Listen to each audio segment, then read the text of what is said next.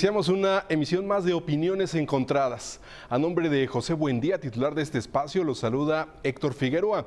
Mi Twitter, @imagenHéctor. Hoy vamos a tocar un tema trascendente que además está en la polémica, en la opinión pública y también en el ámbito noticioso. La reforma educativa o la nueva reforma educativa.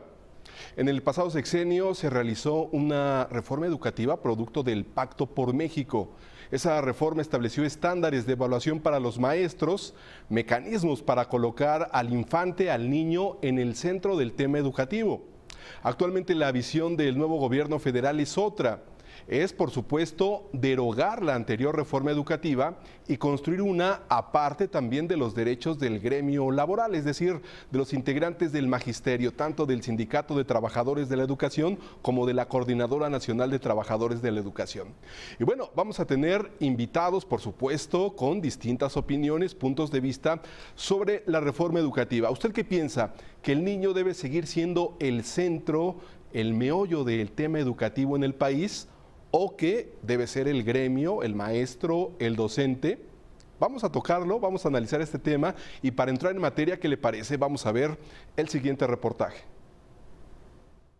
Mario Delgado, coordinador de Morena en la Cámara de Diputados, garantizó a los maestros que hasta que no se agote el diálogo, el dictamen de la reforma educativa no se va a subir al Pleno. No se va a someter a discusión y votación del Pleno de la Cámara hasta que no agotemos el diálogo con los maestros. No va a haber sorpresas para nadie. Vamos a agotar hasta el último minuto esta mesa de diálogo con ellos. Nosotros pensamos que es una reforma histórica para el magisterio, que respeta absolutamente sus derechos laborales, que se termina con la evaluación punitiva. En este contexto, Mario Delgado aseguró que el tema de las plazas ni siquiera se tocó en la mesa de diálogo y que lo que se abordó es cuáles son los alcances del dictamen.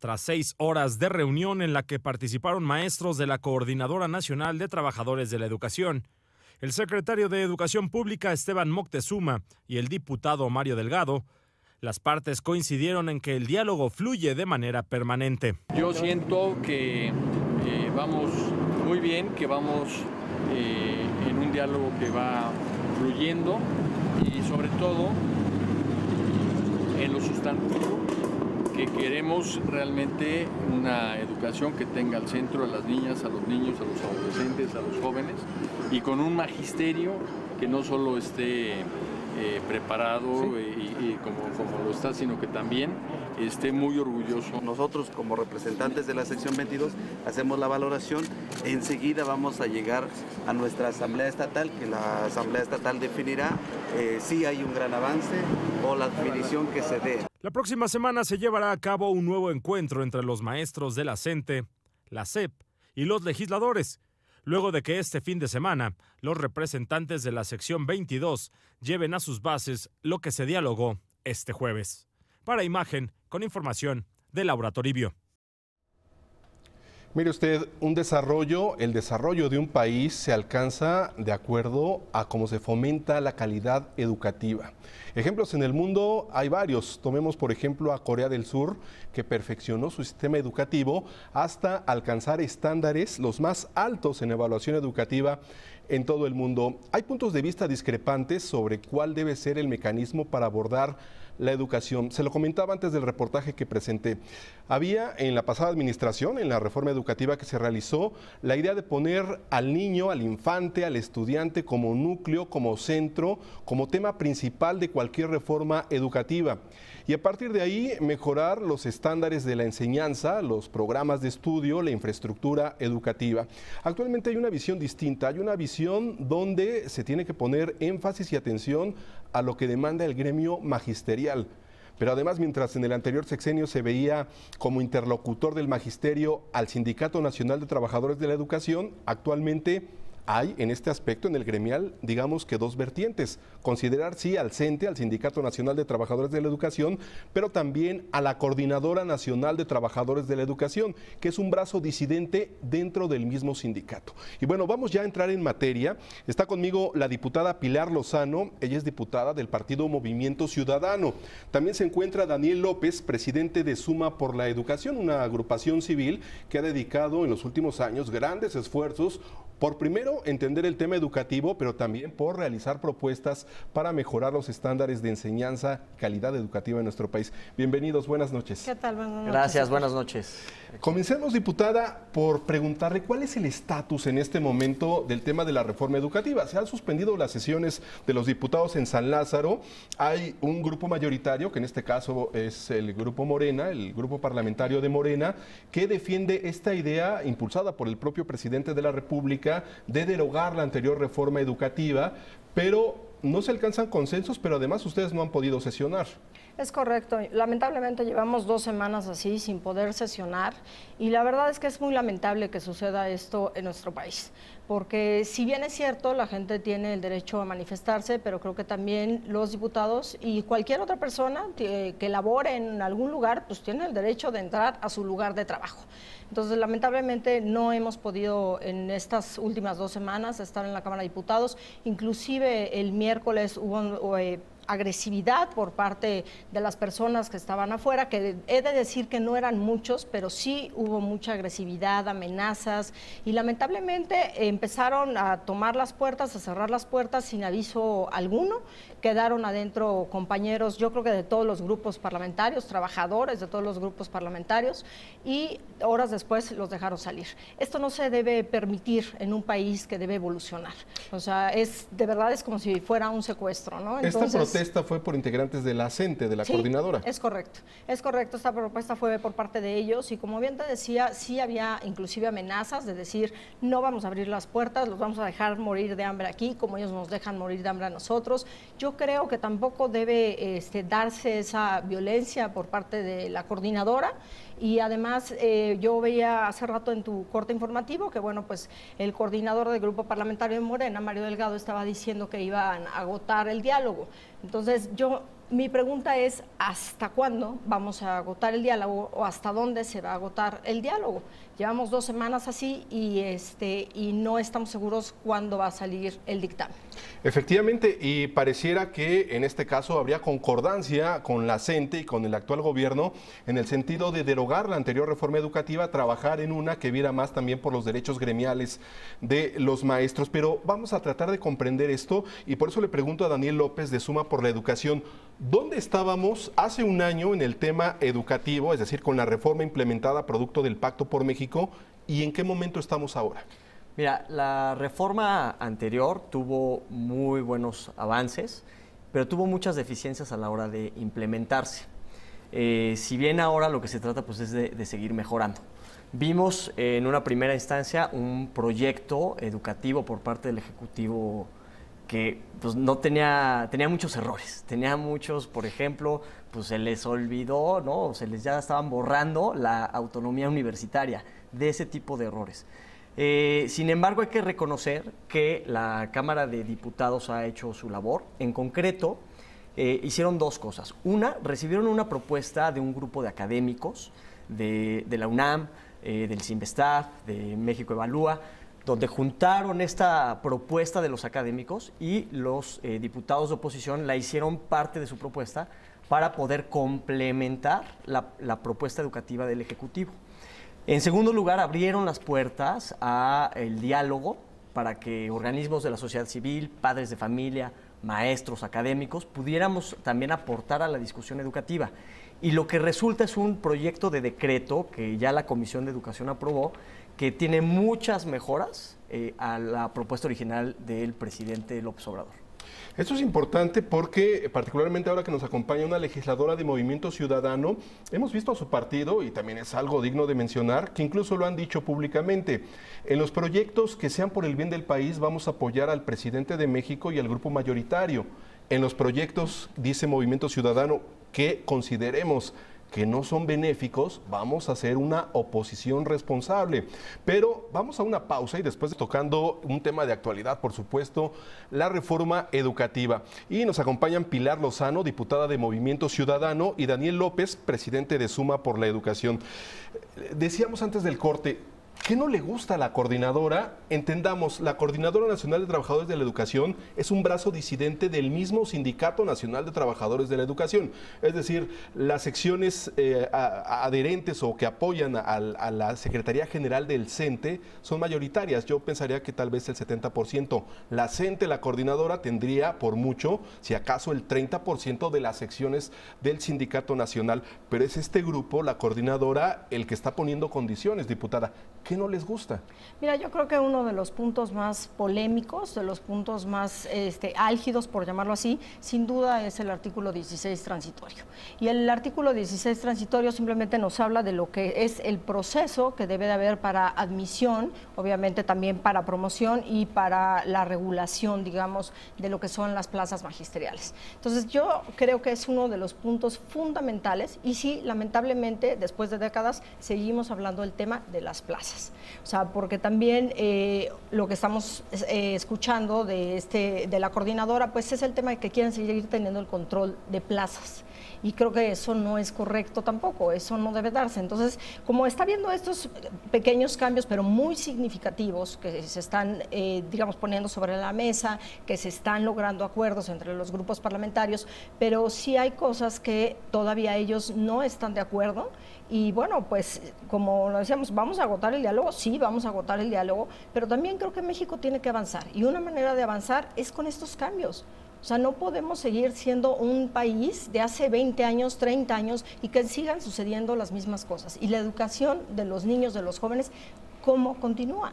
Entonces, seguimos en un retroceso brutal y esto no permite, obviamente, el avance del país. Pero sí, yo sí considero que uno de los puntos más álgidos de los que por lo que se ha detenido, digamos, el dictamen, es sin duda ese artículo 16 transitorio. Y bueno, es que cualquier normativa, análisis, estudio de tendencias internacionales en materia de educación nos dice que se debe separar el ámbito gremial, el ámbito de las plazas, del ámbito propiamente educativo. Es decir, no podemos mezclar todo en una tómbola porque los planes, la planeación del estudio, los programas de estudio, tienen que ir separados del tema gremial y del tema de las plazas. Hoy el propio presidente de la República dijo que él no está de acuerdo con este esquema de venta de plazas. Bueno, hasta el secretario Esteban Moctezuma Barragán habló de que había incluso, y así lo dijo, y es cita textual, favores sexuales a cambio de otorgar plazas de maestros, plazas del magisterio. Y esto, si lo dice el propio secretario de Educación Pública, debemos de considerar que ocurre en ciertas ocasiones. Pero la organización Suma por la Educación, como otras, como Mexicanos Primero, han hecho análisis sobre esta perspectiva y de tendencia mundial. ¿Cómo debe estar dividido el tema en sí, que es el tema educativo, del tema de las plazas y el otorgamiento precisamente de estos lugares, ¿no? Mira, vamos a hacer una reflexión. ¿Qué queremos como mexicanos? ¿Los mejores maestros o los maestros que los líderes sindicales elijan? Hoy la Constitución, el decreto, el proyecto educativo que aprobaron la Comisión de Educación de los diputados, incluye que haya un proceso de selección para el ingreso y la promoción del magisterio. Esto nos garantiza que vamos a poder atraer a los mejores perfiles y a los mejores maestros. La coordinadora, ¿qué es lo que quiere? Ellos lo que quieren es que les demos plazas porque el gobierno les dé plazas para que los líderes sindicales puedan elegir porque es poder quién político. Se las reparten. Es un negocio. Negocio y poder político. Es un negocio. Entonces, la educación no debe ser negocio de nadie. La educación debe de ser, el proceso para poder ingresar al magisterio debe de tener un proceso transparente, público y con reglas claras. Ahorita, como se está planteando, es que la Constitución pone las bases, porque ya dice, oye, debe de haber un proceso de selección, y después vamos a tener que estar muy atentos para que las leyes secundarias digan los cómo, cuáles van a ser esos procesos y qué tan claros van a ser. Lo que debemos de aspirar como mexicanos es a tener precisamente una selección mexicana de los mejores maestros posibles, y que además a los maestros que ya estén, les demos las herramientas a partir de la capacitación para que se sigan preparando y podamos contar así con los mejores maestros en nuestro país. Pero también de los mejores esquemas y estándares, porque bueno, antiguamente, digo, años atrás, se hablaba de los resultados del examen PISA. ¿Cuál era el desempeño de los estudiantes mexicanos a nivel internacional? No salíamos bien parados, por eso se trató de hacer la anterior reforma educativa para mejorar estos estándares.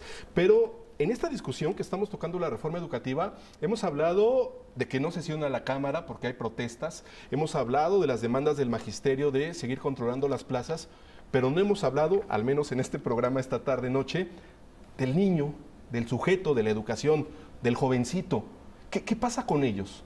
¿Qué dice la reforma? Mira, lamentablemente, y lo comentábamos antes de entrar a tu programa, lo que ha sucedido durante muchos años y lo que sucedió hace, decíamos, como 10, 12 años, ¿no? En Morelos, que alguna vez cerraron también, tomaron las escuelas de los niños y finalmente, o sea, detienen la educación de nuestros niños, de nuestros jóvenes.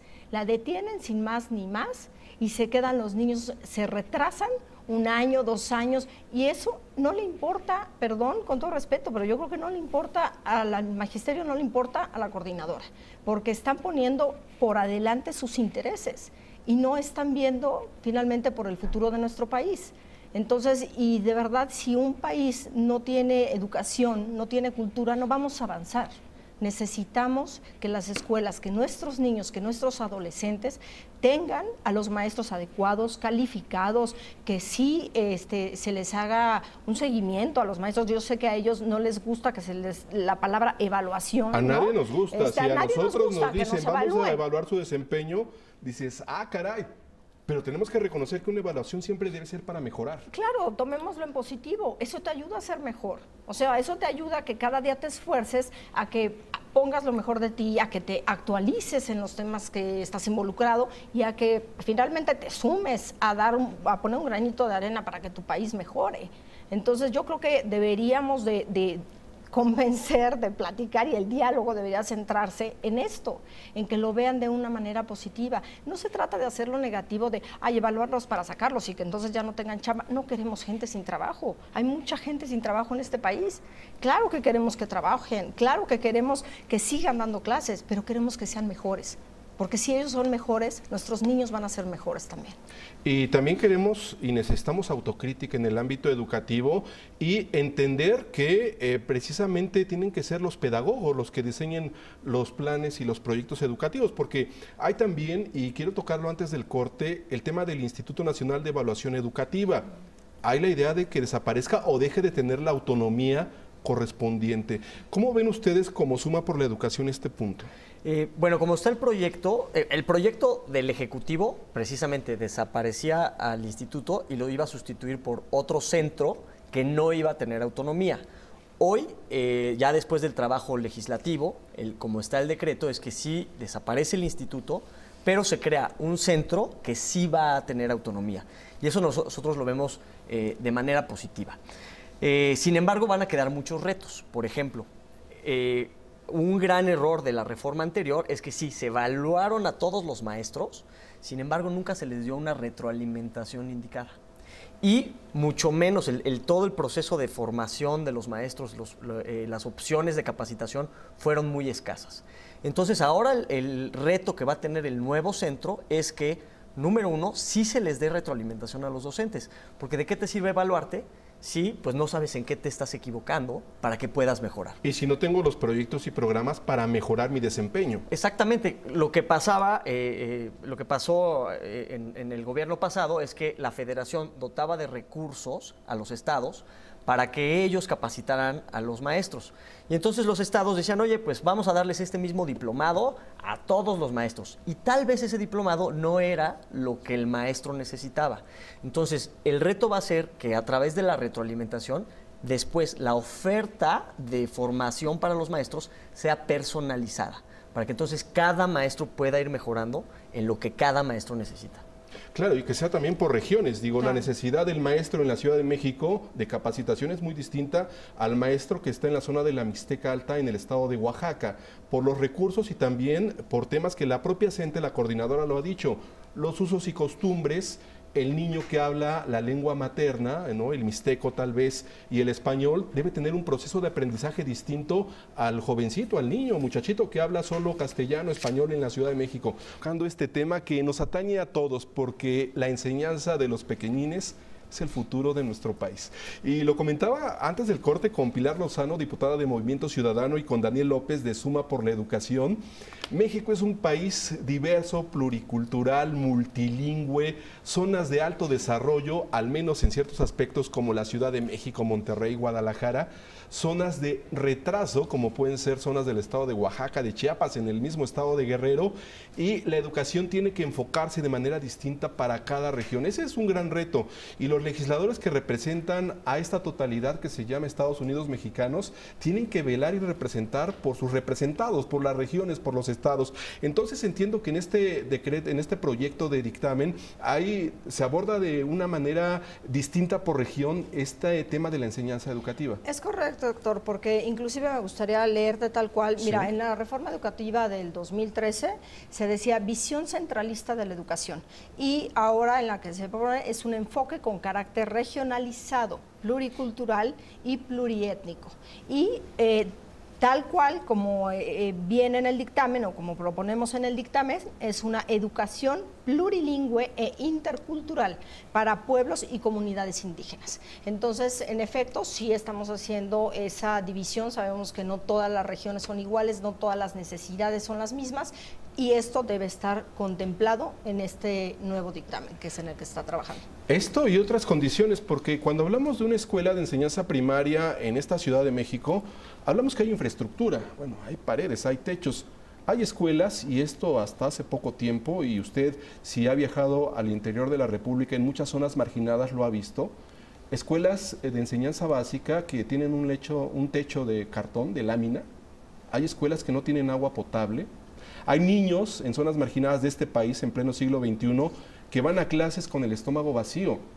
Y esto también es un señalamiento que lo ha hecho la propia Coordinadora de Trabajadores de la Educación.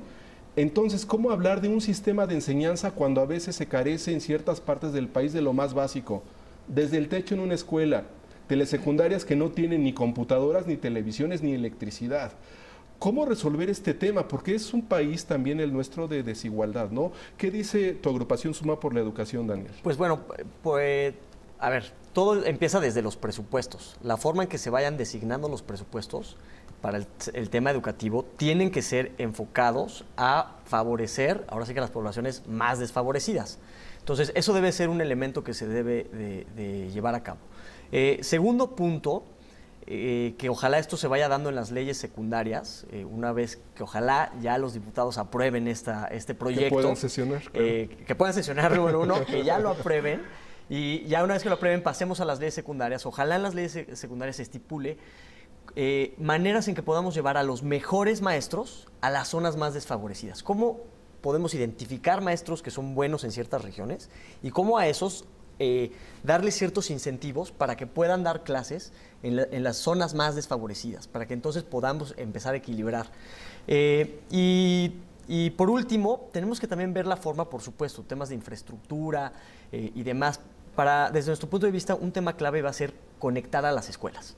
Si empezamos a conectar a las escuelas a Internet, pues eso quiere decir que ya las dotamos de electricidad, por ejemplo, y eso quiere decir que van a tener acceso al conocimiento, el conocimiento que está en la red. Entonces, eso va a ser otro tema también muy importante, que ojalá pudiéramos llegar a ello.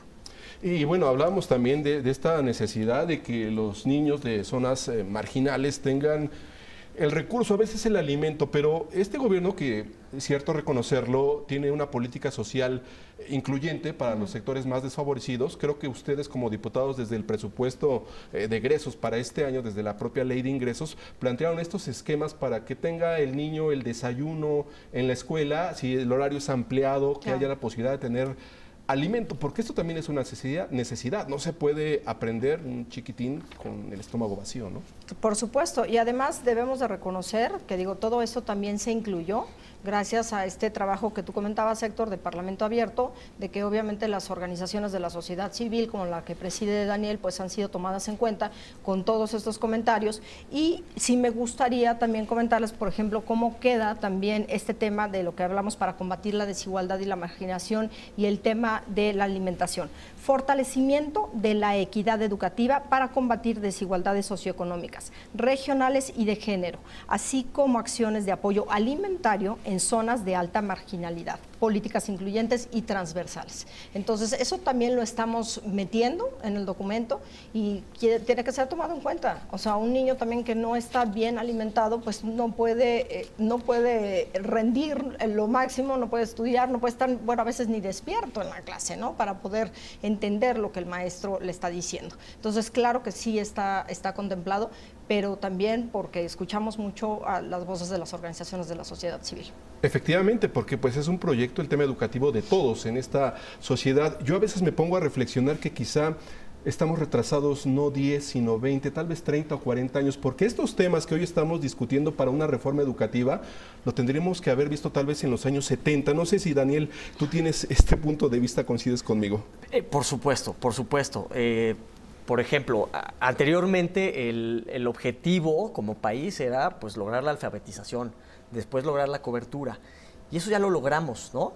Y entonces ahora tenemos que seguir viendo para adelante. Yo creo que esta reforma pues más o menos va ayudando a que avancemos, pero todavía nos falta muchísimo.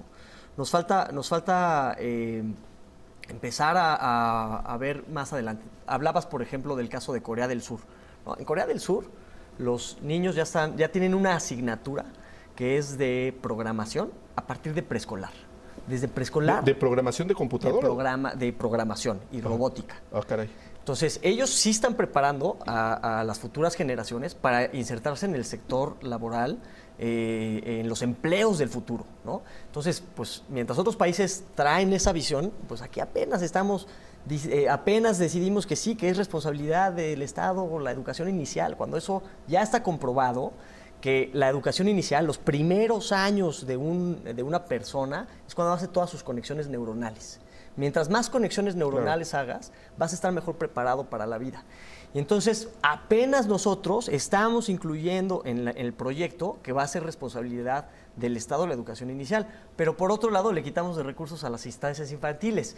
Entonces, bueno, pues ahí vamos, ¿no? Pero no nos decidimos. Es que es un tema, digo, si empezamos por el principio, las estancias infantiles tienen que ver con el entorno donde el niño, del bebé, el pequeñito, empieza a sociabilizar con seres iguales, empieza a trabajar en equipo, aunque sea en juego, pero sí es muy importante este tema porque la educación empieza, dicen algunos que empieza desde antes de nacer. Tal cual, y por ejemplo, hay un concepto que es el de guarderías, que ese ya no los debemos de quitar de la mente. Ese espacio, o sea, originalmente las guarderías eran pues, para guardar a los niños mientras los padres podían ir a trabajar. Pero ahora, ya que está demostrado científicamente que esa puede ser una muy buena oportunidad para aprender, debemos de quitarnos el concepto de guarderías. La educación inicial empieza ahí, y ahí tenemos que empezar a desarrollar pues todas las conexiones cerebrales, motrices, emocionales de las personas para que se puedan desempeñar mejor. Está comprobado que con la educación inicial pueden tener mejores oportunidades de vida, y el costo social para un país también pues es menor, ¿no? Y la verdad es que yo coincido con Daniel. Creo que de hecho son los 3 primeros años, entre los 3 y los 5 primeros años, que es fundamental que los niños, como bien dices, vayan a una estancia infantil, que con el juego vayan aprendiendo, o sea, y que vayan también les ayuda a sociabilizar, les ayuda a desarrollar muchísimas cosas. Yo, por ejemplo, soy madre de una niña de 2 años y medio, y la verdad es que, pues sí, la llevo desde chiquita, ¿no? A actividades, a cosas para que se vaya desarrollando, y ves un gran avance y una gran diferencia. Entonces, a mí sí me parece un grave error el tema de las estancias infantiles, y Movimiento Ciudadano muy en lo específico sí está ayudando a estancias infantiles, con amparos, a meter ¿no? amparos en amparos. Toda la República, estamos promoviendo amparos, y muchos amparos ya van para adelante.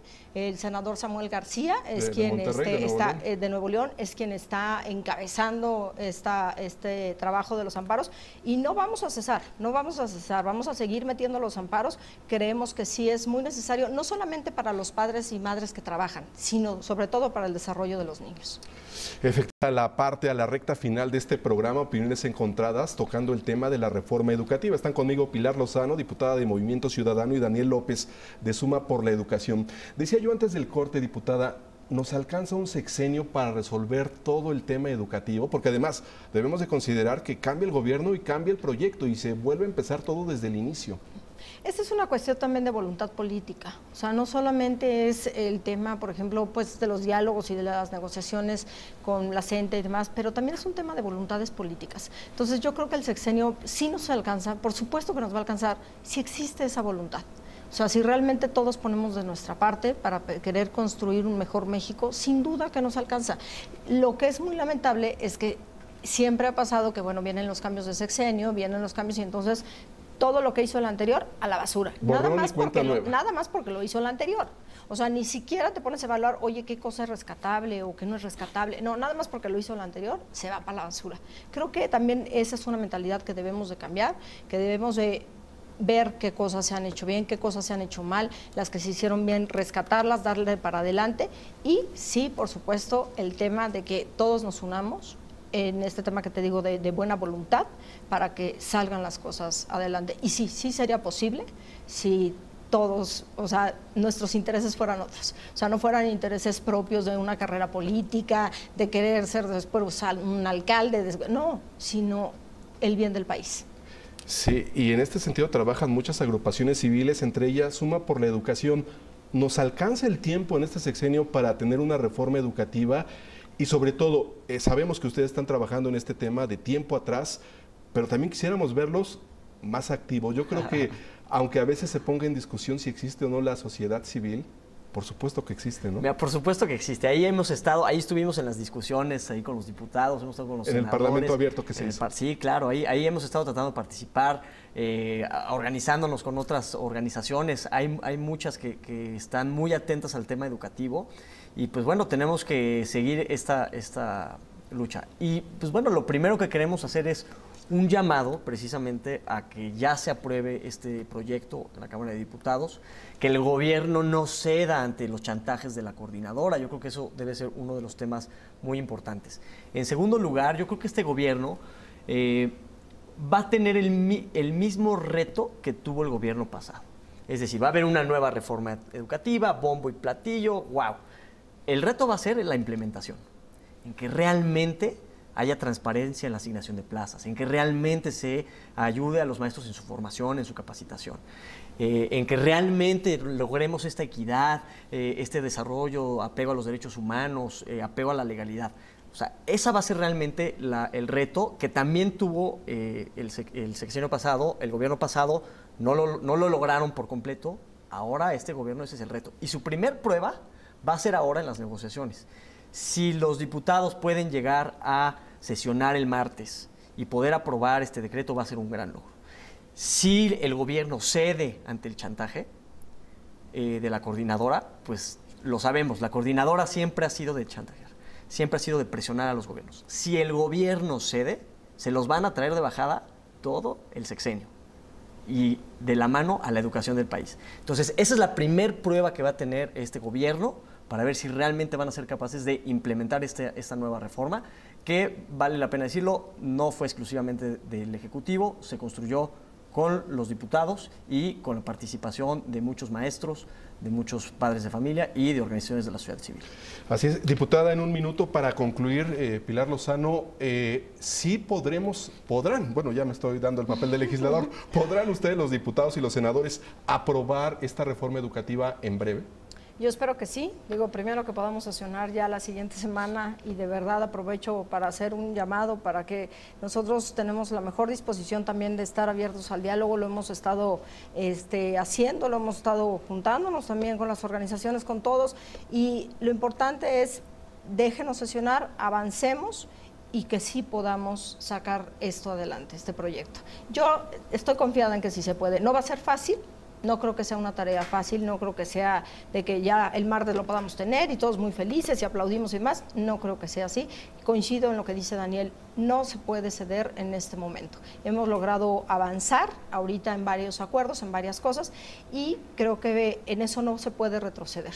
Así que vamos a darle para adelante y estoy confiada en que sí se va a lograr. No muy rápido, pero sí se va a lograr. Ojalá. En un minuto, Daniel López, bueno, en 50 segundos, Daniel López, tu visión y conclusión de esta plática que hemos tenido. Pues bueno, muchas gracias. Yo creo que muy enriquecedor.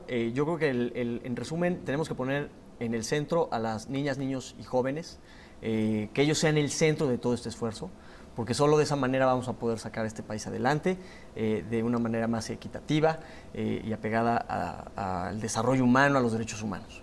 Pues veremos y estaremos como medios de comunicación muy atentos, por supuesto, con los diputados, con las agrupaciones civiles, y agradezco mucho que nos hayan acompañado esta tarde a Pilar Lozano, diputada de Movimiento Ciudadano, y a Daniel López, presidente de Suma por la Educación. Yo soy Héctor Figueroa.